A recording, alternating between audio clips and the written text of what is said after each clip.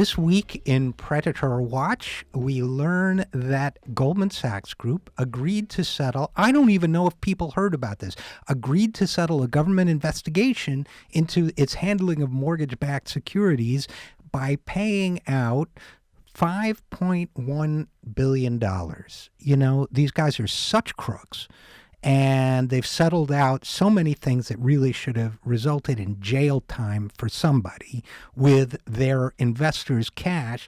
It's not even news anymore when Goldman Sachs pays agrees to pay $5.1 billion in penalties for cheating people. That ain't even news anymore. Now, I don't know about you, but that ticks me off. Seriously. You know what else ticks me off? The fact that they may not even pay out all the money. We've had these deals before, and there's always a part of it that somehow is able to slip through the cracks. Here's where I think it'll slip through the cracks this time around.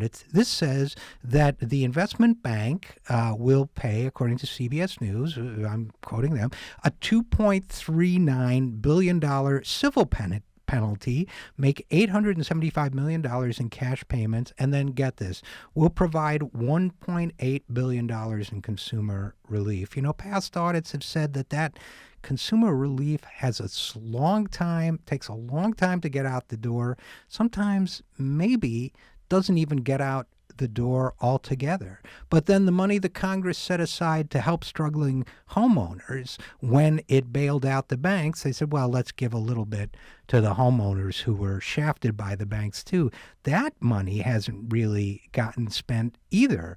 Some of it's gotten spent, but not nearly enough. So really the homeowners are the ones who are the victims of all of this, and yet who are getting, along with investors, and yet are getting very, very little help. And you know what? That lack of help is especially hurting minority households. According to a report, Underwater America by the Haas Institute, 71 of the 100 cities with the highest rate of underwater households have a population that's more than 40% African American and Latino. So more than 10 million Americans live in one of 395 so-called hot spots.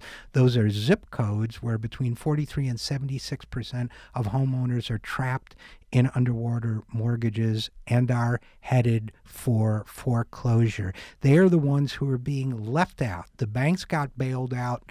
They get left out. They get left out even when it comes to billion-dollar settlements. Somehow, people always forget to take care of them. In other words, the great ripoff on the part of Wall Street continues.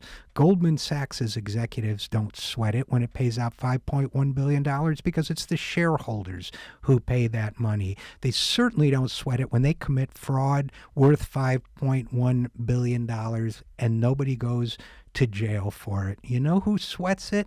People who live in cities that are more than 40% African and American and Latino. You know who sweats it? The more than 10 million Americans in those 395 hot spots. You know who should be sweating it? The politicians who let this situation get this way in the first place.